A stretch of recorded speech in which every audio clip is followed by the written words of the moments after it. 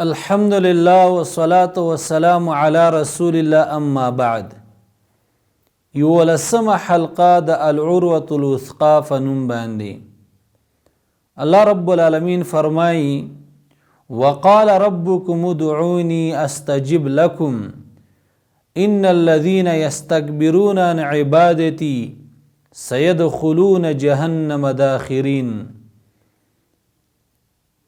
د دې آیات ترجمه داسې ده وقال ربكم ادعوني، ویلی دي ستاسو رب چې حاجتونه غواړئ زمانه زه به درله پوره کومه، او یقینا هغه خلک چې لویي کوي تکبر کوي زما د دعا نه زر دی چې داخل بشي جهنم ته ذلیله. محترمو په دې آیات کې الله رب العالمین فرمایي ان الذين يستكبرون عن عبادتي. عبادتي معنا دا ذکر شوی ده په دعای سره.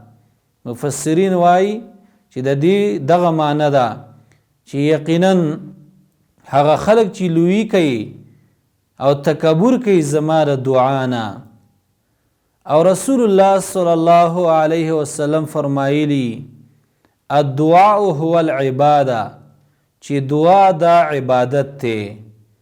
نو کله چې یو کس د الله نه په عاجزۍ او په ير او په مینه سره دعا غواړي نو الله رب العالمین قبلیم او دا عبادت هم دی. الله رب العالمین دې موږ له د عمل کولو توفیق راکړي. وصلی الله علی خیر خلقه محمد و آله و اصحابه اجمعین.